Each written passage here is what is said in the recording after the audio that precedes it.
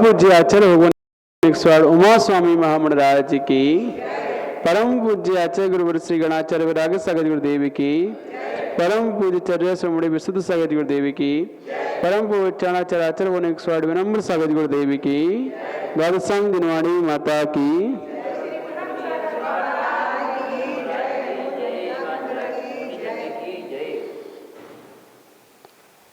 हमारे षड आवश्यक होते हैं और उन षड आवश्यकों में पहला आवश्यक देव पूजा, उसका कथन लक्ष्मीनगर में पूर्ण हो चुका है। अब दूसरा आवश्यक चल रहा है गुरुपास्ति, उसके बारे में आचार्य उमा स्वामी मुंडराज बतला रहे हैं कि किस किस प्रकार से हमें गुरुओं की सेवा करनी चाहिए, कैसे अपने जीवन में गुरु उपास्ति करके अपने गुणों को निरंतर बढ़ाना चाहिए। तो यहाँ कल 194 गाथाएं हो चुकी थी, आज 195।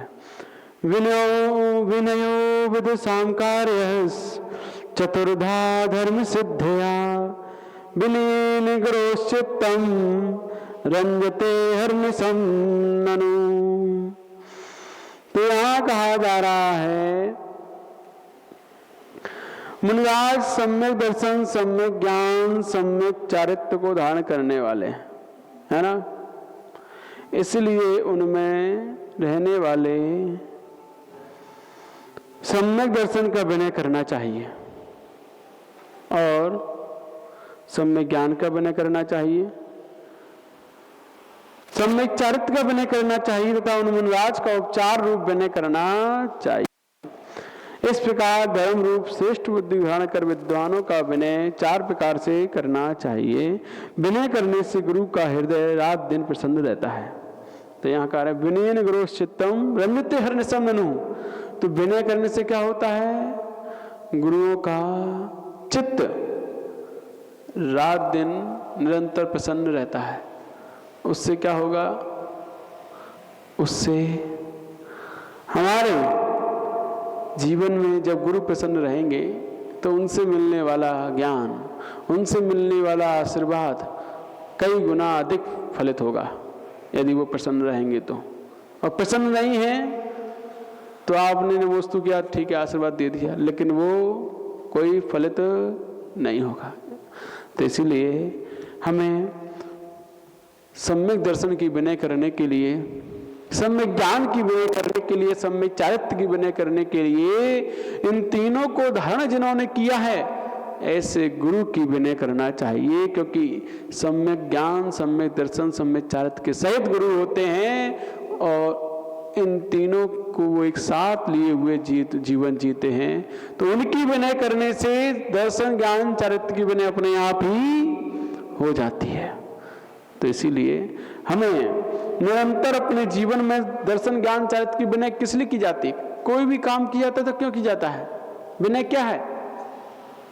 तो विनय भी एक तप है, अंतरंग तप है, बहिरंग नहीं, अंतरंग। और अंतरंग तप किस लिए किया जाता है? अंतरंग शुद्धि के लिए, अंतरंग की शुद्धि के लिए तप तपा जाता है। और तप किस लिए किया जाता है?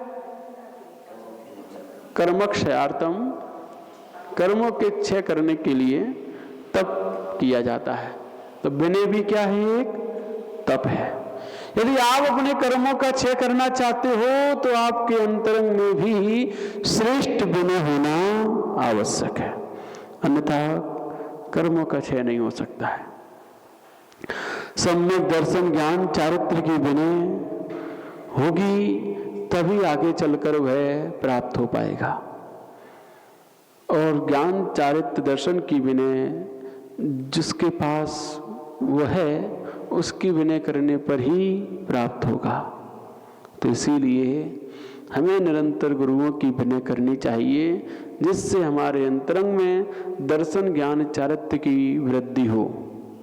तभी जाकर हम दूसरा अपना आवश्यक गुरु उपास्ति उसको पालन कर पाएंगे। तो यहाँ आचार्य उमा स्वामी मुंडराज बतला रहे हैं निरंतर धर्म की सिद्धि के लिए, इसके लिए धर्म सिद्धिया, धर्म सिद्धि के लिए यदि आप चाहते हो कि आपके जीवन में धर्म की सिद्धि हो, धर्म किसे कहते हैं? किसे कहते धर्म? वस्तु स्वभावो धम्मो। लेकिन वस्तु का स्वभाव किससे मिलता है? कब प्राप्त होता है वस्तु का स्वभाव? कब? तो वस्तु का स्वभाव प्राप्त करने के लिए पहले अपने अंतरंग के परिणाम निर्मल और विशुद्ध होने चाहिए। यदि हमारे अंतरंग में निर्मलता विशुद्धि नहीं है तो आप कभी अपने स्वभाव को नहीं लग पाएंगे।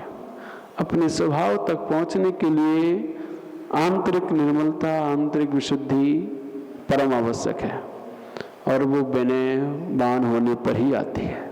अहंकार में नहीं बनती है, विनयवान होने पर, विनम्र होने पर ही वह निर्मलता और विशुद्धि बना करती है। तो इसीलिए हमें अपने जीवन में संपन्नता को प्राप्त करना है। काय की संपन्नता? किसकी संपन्नता? धन धान्य है ना, दासी दास, कप भांड, क्षेत्र वास्तु, इन सब की संपन्नता हमें बढ़नी है ना, यही सब प्राप्त करना। विनय संपन्नता, जो 16 कारण भावनाओं में भी दूसरे नंबर की भावना है। दर्शन विशुद्धि भावना तो मुख्य है, वो तो चाहिए ही चाहिए, लेकिन उस दर्शन विशुद्धि भावना होने के साथ साथ उनके साथ जो शेष 15 बची हैं उनमें से एक भावना होना जरूरी है।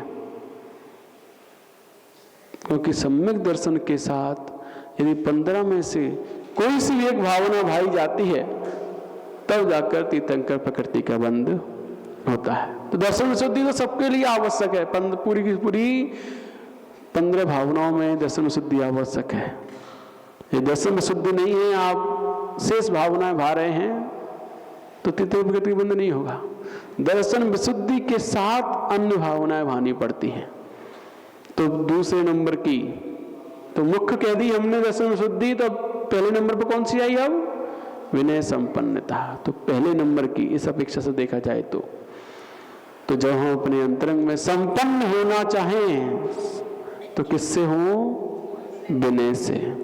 यदि विनय से संपन्न हो जाएंगे फिर अन्य चीजों की आवश्यकता नहीं है, क्योंकि ये विनय तब बहुत कुछ दिलाने वाला है। थोड़ा बहुत नहीं, बहुत कुछ दिलाने वाला होता है। इसीलिए हमें विनय से संपन्न बनने में निरंतर पुरुषार्थ करना है। आगे बताया जा रहा है विनय कितने प्रकार की? तो विनय 4 प्रकार की। ज्ञान दर्शन चारित्रोपचारा, ये 4 प्रकार की विनय बतलाई है आचार्य उमा स्वामी ने। ज्ञान की विनय, दर्शन की विनय, चारित्र्य की विनय और उपचार विनय, ये 4 प्रकार की। लेकिन एक जगह मूलाचार में 5 प्रकार की विनय बतलाई है, तो वहां तप विनय भी है। कौन सी? तप विनय। लेकिन आचार्य उमा स्वामी ने 4 ही बतलाई, तो उन्होंने चारित्र्य में ही तप को अंगीकार कर लिया। विनय भी अपने आप में एक तप है, इसीलिए उन्होंने तप विनय अलग से नहीं कहा। ज्ञान दर्शन चारित्रोपचारा, ये सूत्र दिया तत्वार सूत्र में। तो इस प्रकार हमें निरंतर इन 4 प्रकार की विनय से संपन्न होना है। संपन्नता प्राप्त करनी है तो इन 4 की, तब जाकर हम तीर्थंकर प्रकृति का आश्रय कर सकते हैं, और तब जाकर हमारे नगर में जो भी आए हम सबके प्रति सम्यक दर्शन ज्ञान चारित्र्य की विनय धारण कर सकते हैं। तो ये विनय करने से ही धर्म की वृद्धि होती है। परिणाम निर्मल होते हैं, और परिणाम निर्मल होने पर स्वभाव को हम प्राप्त कर पाते हैं, दर्शन ज्ञान चरित्र को प्राप्त कर पाते हैं। तभी हमारे अंतरंग में धर्म की वृद्धि होती है, समझना चाहिए। तो धर्म किस लिए करना है? वो विनय किस लिए करनी है? धर्म की वृद्धि के लिए और कर्म की निर्जरा के लिए। कर्मक्षयार्थम तपः, कर्म के क्षय के लिए तप किया जाता है। तो विनय एक तप है। अब इसके आगे बताते हैं, सुरा सेवां प्रकुर्वन्ति दासत्वं नृपवो लिखा वो खिला सिद्ध्यन्ति विविधा विद्या विनयादेव धीमताम्। जो बुद्धिमान मनुष्य गुण करते हैं उनकी सेवा देवलोक भी किया करते हैं। उनके समस्त शत्रु उनके दास हो जाते हैं और अनेक प्रकार की विद्याएं सिद्ध हो जाती हैं। किनको? जो गुरु की विनय करते हैं उनको। क्योंकि गुरु की विनय किए बिना आप कोई भी मंत्र सिद्धि करने जाओ, मंत्र की सिद्धि नहीं होगी। यदि गुरु का आशीर्वाद नहीं है, गुरु की कृपा नहीं है, तो आप कितने भी जाप करो, मंत्रों की सिद्धि होने वाली नहीं है। तो सारी विद्याओं की सिद्धि किससे होती है? गुरु अनुकंपा से, गुरु आशीष से। तो इसीलिए और सारे शत्रु भी दास हो जाते हैं जब गुरु साथ हुआ करते हैं, उनकी विनय करके हम उनको अपना बना लिया करते हैं, तो सारे शत्रु भी दास हो जाते हैं, क्योंकि उनके समक्ष किसी की बोलने की हिम्मत नहीं होती। जिसके सिर पर गुरु का हाथ होता है उस व्यक्ति से कोई कुछ कह नहीं पाता है। पता होता है इससे कुछ कहा जाए तो अभी बात वहां पहुंचेगी और वहां से हमारी क्लास लग जाएगी। इसीलिए सारे के सारे शत्रु दास हो जाते हैं जब हम गुरु की विनय किया करते हैं। और इस प्रकार से भी हम देख सकते हैं, यदि कोई व्यक्ति ऐसा है जो शिथिल आचार का है, उसके चारित्र शिथिल है, ऐसे मुनराज हैं, ऐसे साधु हैं, ऐसे ब्रह्मचारी हैं, लेकिन गुरु के भाव चहेते हैं, तो उनकी शिकायत भी गुरु तक कोई पहुंचा नहीं पाता है। कैसे पहुंचा है? अपने उल्टा सुनने पड़ेगी। तो सारे शत्रु भी दूर हो जाते हैं। तो इसीलिए गुरु विनय हमें निरंतर करनी चाहिए। और गुरु जिसके साथ हैं उससे कोई गलत काम भी हो जाए, गलत क्रिया भी हो जाए, तो समाज वाले या अन्य लोग चाहकर भी उसका बुरा नहीं कर सकते। कोई गुरु कहते अभी हम जिंदा हैं, तुम्हें कुछ करने की आवश्यकता नहीं है, हम सब संभाल लेंगे, तो हमारे पास ले आओ, तो बस, तो कोई कुछ भी नहीं बिगाड़ सकता है। तो इसीलिए गुरु बहुत जीवन में महत्व रखते हैं, और उनकी विनय क्या क्या नहीं दिलाती है इससे हम समझ सकते हैं। तो गुरु की विनय करने से देवलोक भी सेवा किया करते हैं। सुना होगा आपने सम्राट चंद्रगुप्त मौर्य, मुनिराज चंद्रगुप्त मौर्य के बारे में। पहले वो सम्राट थे, अंतिम राजा जो जैनेश्वरी दीक्षा को प्राप्त हुए, अंतिम मुकुटबद्ध राजा सम्राट चंद्रगुप्त मौर्य। गुरु भक्ति उन्होंने इतनी की गुरु भक्ति में इतने तल्लीन रहे कि देवलोक भी उनकी सेवा करने के लिए 1 नहीं 2 नहीं 3 नहीं 12 साल तक उनकी सेवा करते रहे। सम्राट मुनिराज चंद्रगुप्त मौर्य की सुना है? जब इस उत्तर भारत की उज्जैन नगरी में, कौन सी नगरी? उज्जैन नगरी में जहां हम बैठे हैं, आचार्य भद्रबाहु समेत 24,000 मुनिराज विराजमान थे। कितने? 24,000।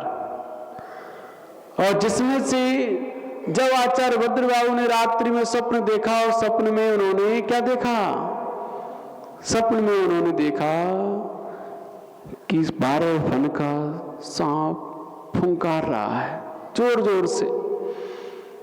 और जब वो अगले दिन आहार के लिए जा रहे थे तो एक ऐसा बालक जो अभी जन्म ही लिया था वो बोल रहा था और बोल रहा था वाह वाह वाह, जाओ जाओ जाओ।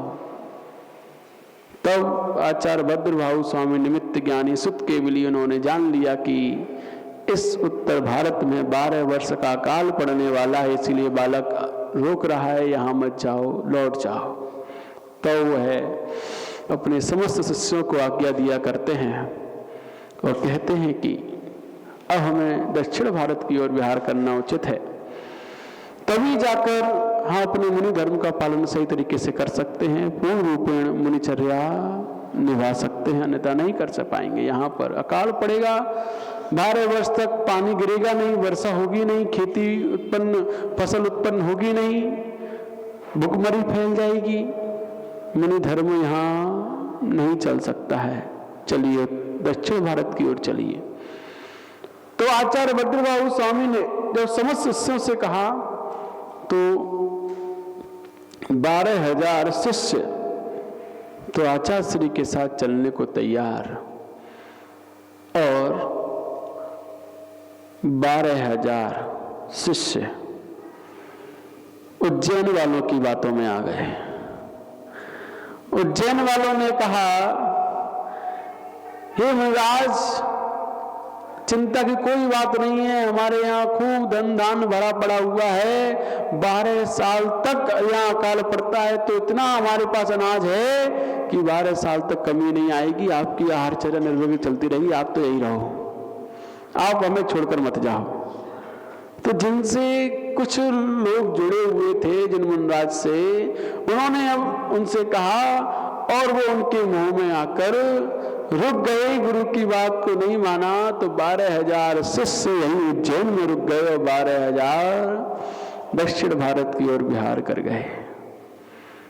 तो उस समय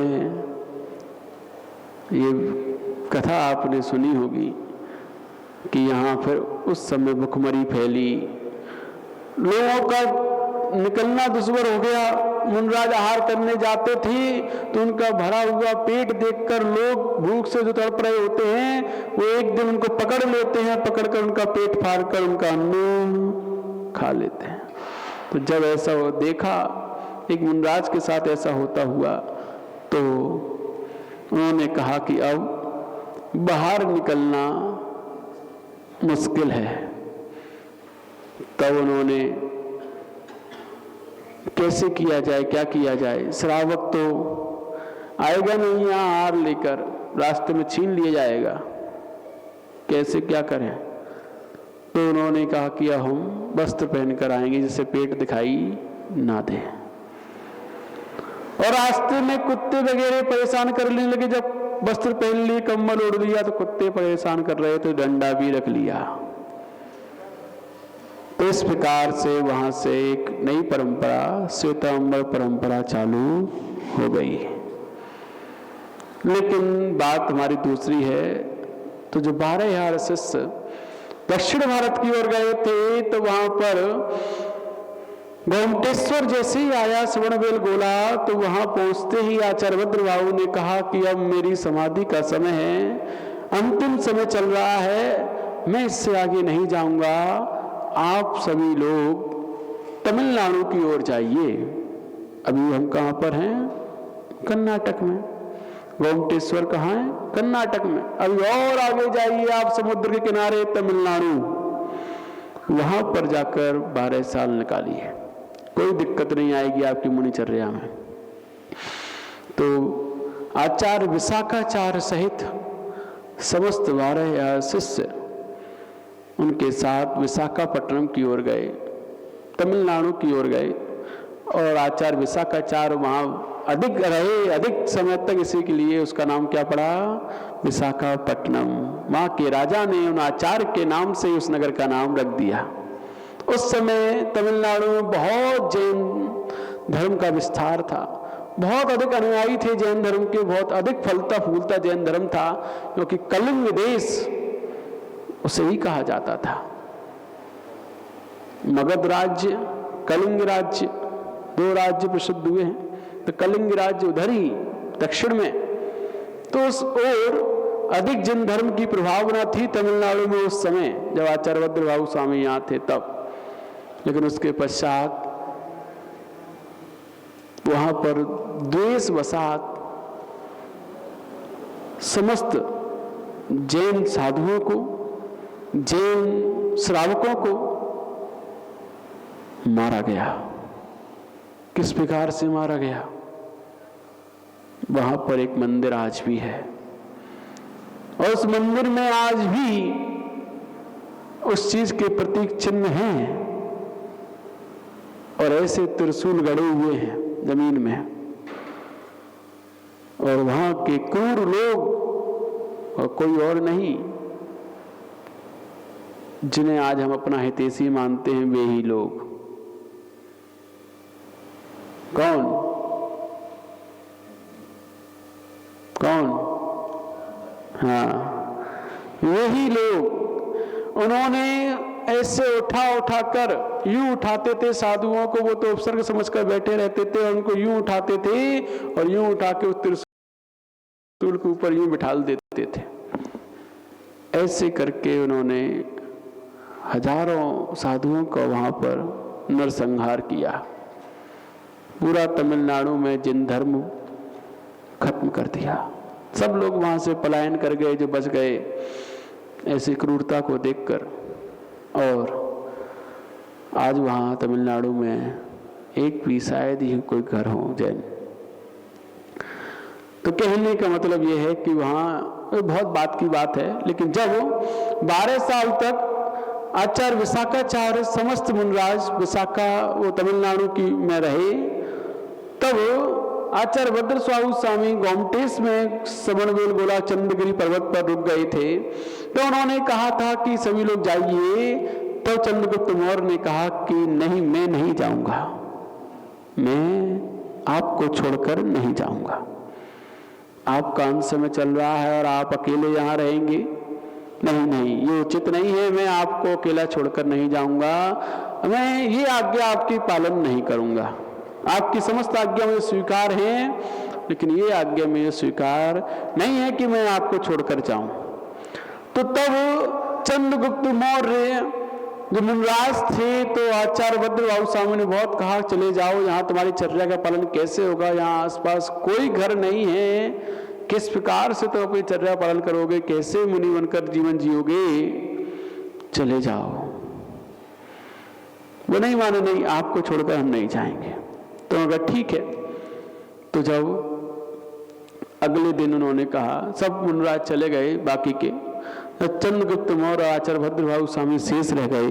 तो अगले दिन उन्होंने कहा, चंद्रगुप्त चर्या के लिए जाइए, मेरा तो उपवास है, मैंने समाधि धारण कर ली है, यम संलेखना धारण कर ली है, तो मैं तो कहीं नहीं जाऊंगा, तुम चर्या करने के लिए जाओ। तो वो जाते हैं चर्या करने के लिए गुरु आज्ञा मानकर, पूर्व दिशा की ओर जाते हैं, और जाते हैं तो कई किलोमीटर दूर जाते हैं, और वहां कोई घर नहीं होता है, वापस आ जाते हैं। गुरु ने पूछा क्या हुआ? बोलते हैं आज अलाभ हुआ। कोई लाभ नहीं हुआ है, उस दिशा में कोई घर नहीं था। तो गुरु ने कहा बहुत अच्छी बात है, बैठ जाओ, भक्ति कर लो, सामायिक करो। उसके पश्चात दूसरे दिन फिर बेचते हैं, तो चंद्रगुप्त मौर्य फिर दूसरी दिशा में जाते हैं, और दूसरी दिशा में जाकर फिर आहार के लिए जाते हैं। तो फिर दूसरे दिन आकर गुरु पूछते हैं क्या हुआ? उनका अलाभ हुआ। आज भी उस दिशा में कोई घर नहीं मिला। तीसरे दिन फिर जाते हैं तीसरी दिशा में, उस दिशा में भी कोई घर नहीं मिलता। कई किलोमीटर दूर जाने पर कोई चारों तरफ जंगल ही जंगल है। उस समय वहां कोई घर नहीं था, गंदगी पर्वत के पास चारों ओर जंगली जंगल थे। तब तीसरी दिशा में भी कई किलोमीटर दूर जाने के बाद फिर वापस आ जाते हैं। तीसरे दिन फिर उपवास होता है। तो चंद्रगुप्त मौर्य आकर फिर बताते हैं आज भी अलाभ है, आज भी वहां इस दिशा में कोई घर नहीं मिला। तो आचार्य बद्रभाव कहते हैं कोई बात नहीं, बहुत अच्छा, भक्ति करो, सामायिक करो। फिर उसके पश्चात चौथे दिन जाते हैं चौथी दिशा में, तो उनकी गुरु भक्ति देख करके 3 दिन से उपवास से फिर भी गुरु सेवा संलग्न है निरंतर। गुरु के कहने पर भी वह यहाँ कोई घर नहीं है, फिर भी गुरु कहने पर वो बार बार जा रहे हैं। उन्हें पता है यहाँ जंगल में कहीं घर नहीं है, फिर भी गुरु की आज्ञा से नहीं, आज तुम दिशा में गए थे, कल इसमें जाना, इसमें जाना। तो गुरु आज्ञा से बार बार जा रहे हैं, जबकि पता है चारों ओर जंगली जंगल, कुछ भी नहीं है, घर कहाँ से मिलने वाले हैं। फिर भी गुरु आज्ञा को स्वीकार करते हुए रोज आहारचर्या पे उठते हैं और जाते हैं।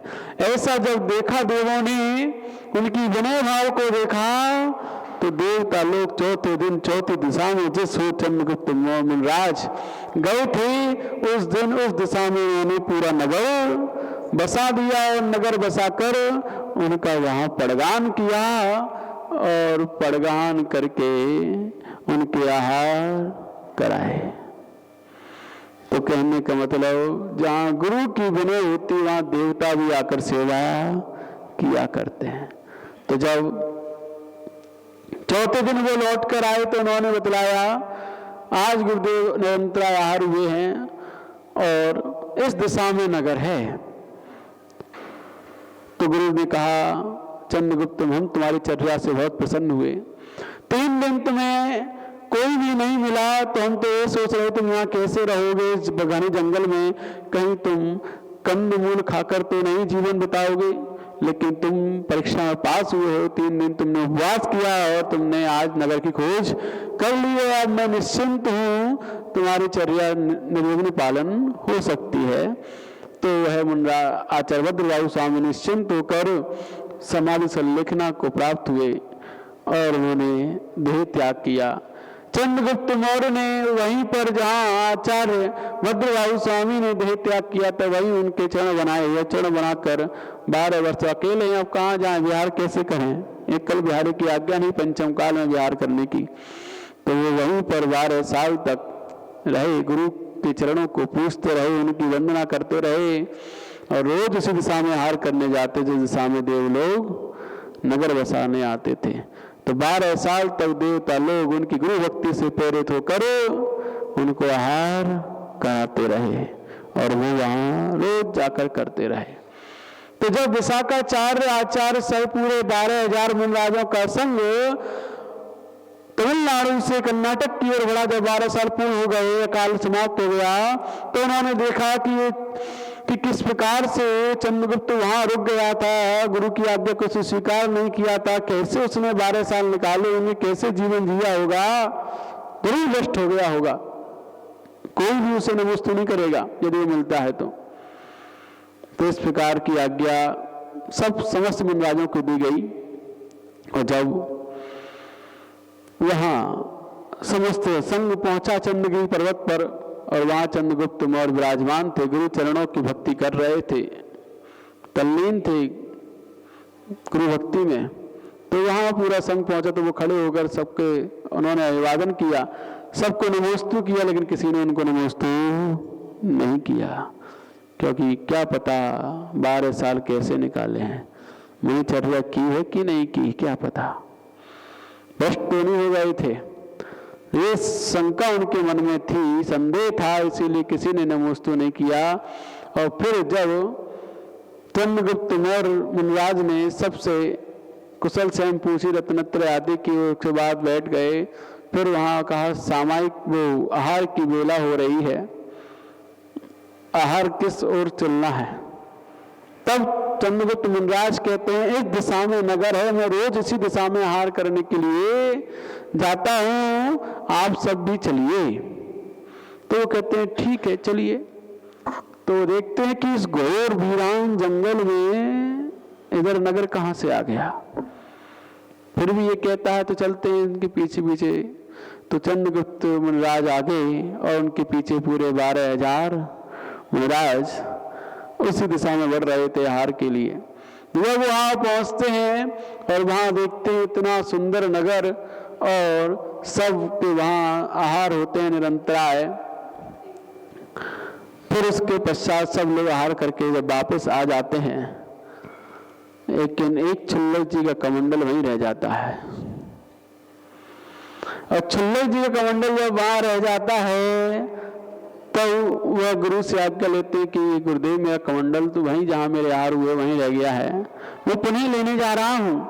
तो उनका हाँ ठीक है, जाओ लेके आओ। तो अपना कमंडल जब लेने जाते हैं उसी दिशा की ओर उतना ही चलते, उतना तब चले थे तो वहां जाकर देखते कुछ नहीं था, वीरान जंगली जंगल दिखाई दे रहा था, कुछ भी नहीं है यहाँ। तो अभी तो यहाँ नगर था और इतना ही चलकर हम आए थे पहले, इतना अभी हम चलकर आए हैं, इससे ज्यादा तो हम चले नहीं थे कि और आगे चलने पर नगर मिलेगा। तो और आगे बढ़ते फिर भी नगर नहीं दिखता है। फिर वो देखते हैं जहां उनके आहार हुए थे वहीं पेड़ पर एक उनका कमंडल लटका हुआ था। तो अपना कमंडल वो वहां देखते हैं और उठाकर ले आते हैं और बताते हैं आकर गुरु से कि वहां जहां आहार हुए थे वहां तो कुछ भी नहीं है, वहां मेरा कमंडल पेड़ पर लटका हुआ मिला है। तो वो विशाखाचार अपने निमित्त ज्ञान से समझते हैं और चंद्रगुप्त मुनिराज की भूरी भूरी प्रशंसा करते हैं कि धन्य हो तंद्रगुप्त मुनिराज की तुम्हारी गुरु भक्ति से प्रेरित होकर, तुम्हारी गुरु विनय से प्रेरित होकर देवताओं ने तुम्हें 12 वर्ष तक आहार कराए हैं। जिस चारों ओर वीरान जंगल में कोई एक श्रावक नहीं है, वहां देवताओं ने आकर नगर बसाकर तुम्हें आहार कराए हैं। धन्य है तुम्हारी गुरु भक्ति कि गुरु के चक के सेवा करने के लिए तुम यहाँ रुक गए, कुछ नहीं देखा कि क्या होगा जीवन का, किस प्रकार से, अभी तो हम युवा हैं, किस प्रकार से पूरी उम्र निकालेंगे, कुछ विचार नहीं किया और गुरु भक्ति में सेवा में संलग्न रहे, तल्लीन रहे। तो उसी से प्रेरित होकर देवों ने तुम्हें आहार कराए, धन्य हो तुम। तब समस्त आचार्य मुनिराजों ने चंद्रगुप्त मौर्य को नमोस्तु प्रतिनस्तु किया और फिर बाद में ये भी कहा आज सबको प्रायश्चित करना है, क्योंकि देवताओं के द्वारा हमने आहार ग्रहण किए हैं। हम देवताओं से आहार ग्रहण नहीं करते, अव्रतियों से आहार ग्रहण नहीं करते हैं।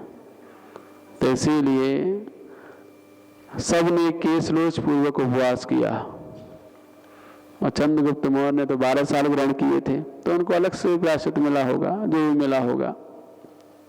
तो कहने का मतलब इतना ही है, जो गुरु की विनय बड़े ही तहे दिल से किया करते हैं उनकी सेवा देव लोग भी आकर किया करते हैं। तो इसीलिए विनयवान बनो।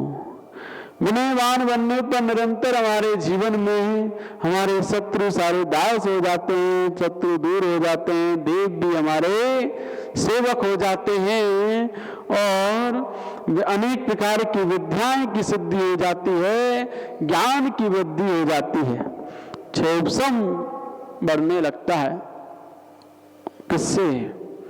विनय से।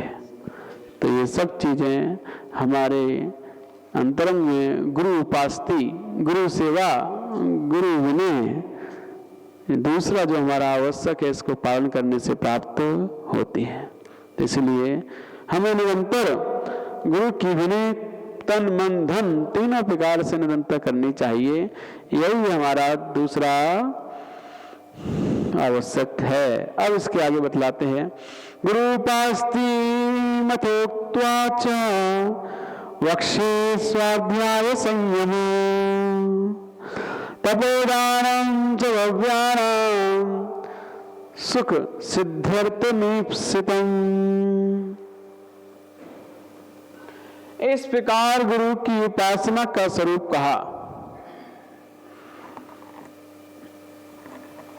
अब आगे भव्य जीवों को सुख प्राप्त करने के लिए अपना अभीष्ट स्वाध्याय, संयम, तप और दान का स्वरूप कहते हैं। तो सबसे पहले क्या आएगा? स्वाध्याय। स्वाध्याय पंचधा प्रोक्ता लोकानां जानदायकः वाचना प्रेक्षणां नायोनुप्रेक्षा धर्मदेशना। तो स्वाध्याय भव्य जीवों को ज्ञान देने वाला है। क्या देने वाला है? ज्ञान। वह स्वाध्याय कितने प्रकार का? पंचधा, 5 प्रकार का। कौन कौन से? वाचना, प्रेक्षणा, अनुप्रेक्षा, आमनाय, धर्मोपदेश, ये 5 प्रकार का स्वाध्याय कहलाता है। इस 5 प्रकार के स्वाध्याय में कोई सा भी स्वाध्याय यदि आप कर लेते हो तो आपका स्वाध्याय का नियम पूर्ण होता है। चाहे शास्त्र पढ़ लीजिए तो वो वाचना है, प्रेक्षणा चाहे आप जिज्ञासाएं पूछ लीजिए और जिज्ञासाएं पूछकर उनका समाधान प्राप्त कीजिए तो वो भी स्वाध्याय है प्रेक्षणा नाम का। आमनाएं बार बार हमने जो पढ़ा है उसका पाठ कर लीजिए जिससे हम भूले नहीं, पाठ करना भी स्वाध्याय है। और अनुप्रेक्षा पुनः पुनः चिंतनम इन अनुप्रेक्षा, बार बार उसी चीज का चिंतन करना, बार बार उसकी भावना भाना, ये भी स्वाध्याय है। और अंतिम धर्मोपदेश देना या सुनना, ये भी स्वाध्याय है। तो 5 प्रकार के स्वाध्याय में से यदि हमने कोई सा भी स्वाध्याय कर लिया तो हमारा स्वाध्याय का नियम पूर्ण हुआ। क्या? हाँ, YouTube पे जनवाणी चैनल पर किसी पर भी आप सुनते हैं तो वो भी स्वाध्याय ही है, क्योंकि 2 प्रकार का स्वाध्याय। कौन सा?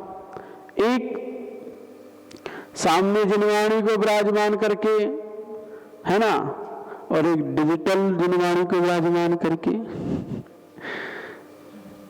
वो डिजिटल है, बोलती हुई जनवाणी है, वहां पर मुनराज बोल रहे हैं, आचार्य भगवान बोल रहे हैं और हम सुन रहे हैं, है ना, और यहाँ साक्षात बोल रहे हैं तो हम सुन रहे हैं।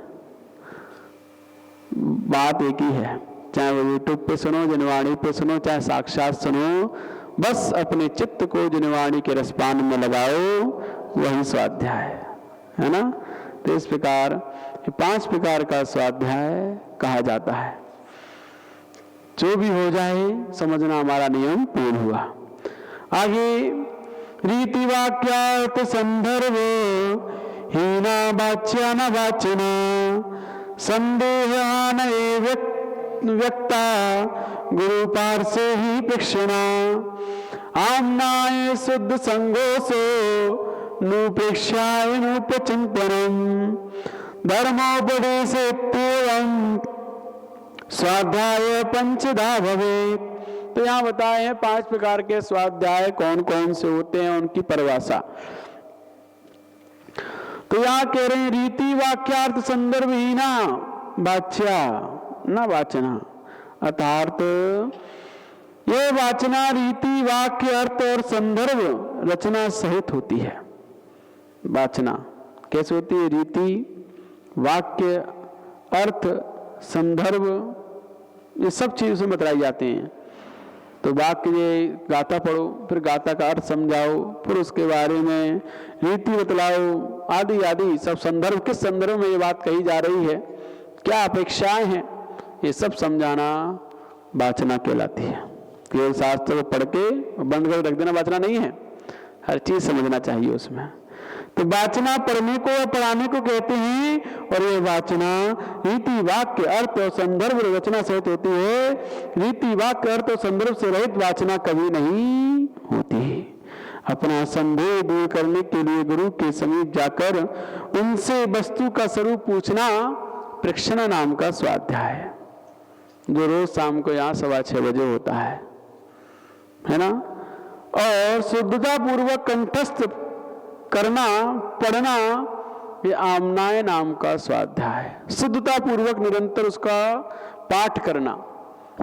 कोई भी हमने शास्त्र याद कर लिया, इष्ट उपदेश, प्रश्नोत्तर रत्नमालिका, द्रव्य संग्रह, तत्व सूत्र, अब उनका निरंतर हम भूले नहीं, इसके लिए पाठ करते रहना आमना नाम का स्वाध्याय है। और बार बार चिंतन करना अनुप्रेक्षा है। चिंतन, जिसे हम अनुप्रेक्षा को दूसरा नाम क्या है इसका? अनुप्रेक्षा का दूसरा नाम, अनुप्रेक्षा का दूसरा नाम भावना। हम बोलते हैं ना 12 अनुप्रेक्षा 12 भावना। तो अनुप्रेक्षा को भावना कहते हैं। भावना किसे कहते हैं? जो बार बार भाई जाए वो भावना। ऐसे ही जो बार बार चिंतन किया जाए और जिसे हम बार बार चिंतन करते हैं वो बार बार भाते ही हैं। सब शब्दों का फेर है ना, अर्थ एक ही है। चाहे चिंतन करना कहो या बार बार बहाना कहो, बात एक ही है। इसीलिए अनुप्रेक्षा, भावना ये सब पर्यायवाची नाम है। तो जिसको हम बार बार भाते हैं, बार बार चिंतन करते हैं, पुनः पुनः स्मरण करते हैं, वह अनुप्रेक्षा नाम का स्वाध्याय है। और उसके पश्चात धर्मोपदेश, ये अंतिम स्वाध्याय है। क्योंकि जब तक हमारे अंतरंग में हम शास्त्रों का अध्ययन नहीं करेंगे, पढ़ेंगे नहीं, पढ़ाएंगे नहीं, वाचना नहीं करेंगे, तब तक ज्ञान नहीं होगा। और ज्ञान नहीं होगा तो उसके उत्पन्न होने वाले संदेह, जिज्ञासा हम पूछ नहीं पाएंगे, प्रश्न नहीं कर पाएंगे।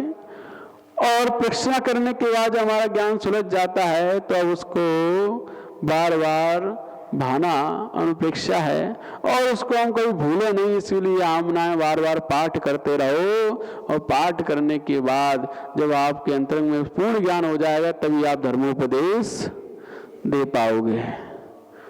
इसीलिए अंत में क्या है? धर्मोपदेश। और ये सब चीजें आपको पता होने, ज्ञान होना चाहिए। वाचना का भी कोई आपसे प्रश्न पूछ ले, उस प्रश्न का उत्तर देने की क्षमता, और बार बार आप चिंतन करते रहो, इससे कहीं भूलो नहीं, उसका अर्थ समझ में आता रहे। और आमनाएं भी निरंतर रिवीजन करते रहो, तभी आप धर्मोपदेश देने के अधिकारी हो। अन्यथा भूल जाओगे तो कुछ नहीं बता पाओगे। इसीलिए अंत में धर्मोपदेश, इस प्रकार ये 5 प्रकार के स्वाध्याय कहे जाते हैं। और इसके आगे ये स्वाध्याय क्या है? क्या स्वाध्याय का अर्थ क्या है? स्वयं और अध्याय। स्वयं को अध्याय बनाकर जो अध्ययन किया जाए वो स्वाध्याय है। तो वाचना पहला दिया है, तो वाचना में अध्याय क्या है? अध्याय कौन है? अध्याय हम हैं। हाँ, अध्याय तो हम हैं। और सामने जो जुनवाणी है वह आंसर सीट है। क्या है? Answer sheet. अब इस आंसर सीट में लिखा है इस प्रकार से हमें गुरु की विनय करनी चाहिए, इसमें लिखा है। अब अध्याय कौन था? हम। अब हमें अपने आप को पढ़ना है कि हम आंसर सीट से कितने मिलान कर रहे हैं। हाँ, अपना अध्ययन करना है कि हम कितनी गुरु की विनय करते हैं, कितने हमारे अंतरंग में गुरुओं के प्रति आस्था है, श्रद्धान है, समर्पण है, सेवा भाव है, कितना हम उनको प्रसन्न रखने के लिए तत्पर रहते हैं। हमारे द्वारा में कोई तकलीफ ना हो, निरंतर हम यही सोचते रहते हैं। ऐसी विनय भाव हमारे अंतरंग में कितना है, ये चिंतन करना और अपनी खोज करना, ये सम्यक स्वाध्याय है। जिनवाणी हमने पढ़ लिया, हिंसा पाप 5 होते हैं, तो अब आंसर शीट बोल रही है पाप 5 होते हैं और इन पापों करने वाला पापी होता है, दुष्टात्मा होता है। और अपने अंतरंग में खोज करनी है कि मेरे अंतरंग में कितने पाप आज भी विद्यमान हैं, मैं कितना पापी हूं, हिंसा कितनी करता हूं, झूठ कितना बोलता हूं, पल पल पे झूठ बोलते रहते हैं, मजाक मजाक में ही झूठ बोलते रहते हैं, फिर कहते हैं हम तो मजाक कर रहे थे। तो हिंसा, झूठ, चोरी, कुशील, अभ्रम का सेवन और परिग्रह, बढ़ाने की लालसा, 5 पाप में हम कितने संलग्न हैं। और ये संलग्न हैं तो हम कौन हैं? पापी हैं। फिर आपसे कोई पापी कहे तो बुरा नहीं लगना चाहिए, क्योंकि हम हैं। अगर नहीं है तो कोई दिक्कत नहीं है, फिर कोई कहे तो बुरा है बात है। लेकिन जब हम पाप क्रियाओं में संलग्न हैं, हिंसा भी करते हैं, झूठ भी बोलते हैं, चोरी भी करते हैं, कुशील का सेवन भी करते हैं और परिग्रह को निरंतर बढ़ाने का पुरुषार्थ भी करते रहते हैं, फिर आपसे कोई कहे तो पापी है तो बुरा नहीं लगना चाहिए। वो सत्य बोल रहा है। क्या बोल रहा है? सत्य। तो इसीलिए हमें समझना है खुद का अध्ययन इस प्रकार से करना होता है। शास्त्र में जो लिखा है वो अपने ऊपर देखना होता है कि हम इस पर कितने परसेंट इसको आचरण में ला पा रहे हैं, इस आंसर शीट को इसके अनुसार अपने जीवन को कितना मिलान कर पा रहे हैं। क्योंकि जिंदगी एक प्रश्न पत्र है और इस प्रश्न पत्र को हमें हल करना है, सॉल्व करना है। अब हम सॉल्व सही कर रहे हैं या गलत कर रहे हैं, ये मिलान जिनवाणी आंसर शीट बताएगी कि आप अपने प्रश्न पत्र को सही हल कर रहे हो या गलत कर रहे हो। यदि इससे मैच होता है तो आप अपने प्रश्न पत्र को बिल्कुल सही हल कर रहे हो, और इससे मैच नहीं होता तो आप अभी अपनी जिंदगी को, अपने प्रश्न पत्र को सही हल नहीं कर रहे हो। जब नंबर देने की बारी आएगी तो कितने आएंगे? तो नंबर देने की बारी आई 33 से कम आएंगे, और 33 से कम आए 100 में से तो क्या हुआ? फेल हो जाएंगे।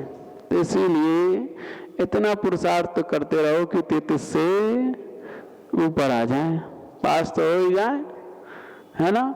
तो इस प्रकार अपने जीवन को, अपने इस प्रश्न पत्र को सम्यक रूपेण हल करने के लिए जिनवाणी का अध्ययन करते रहें। उससे हमें ज्ञात होता है कि हम सही मायने में किस प्रकार की जिंदगी जी रहे हैं और कैसी जैन भगवान की आज्ञा हमारे लिए है और हमें क्या करना है। ये सब का ज्ञान होकर हम अपने जीवन को सही दिशा प्रदान करते हैं।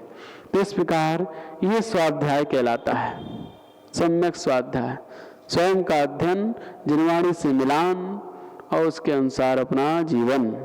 तो इस प्रकार का जब हमारा जीवन होगा तो समझना हम श्रेष्ठ उचित स्वाध्याय करने में तत्पर हैं। अब इसके आगे कौन सा आता है? स्वाध्याय के बाद संयम। षडावश्यक में संयम आता है। तो संयम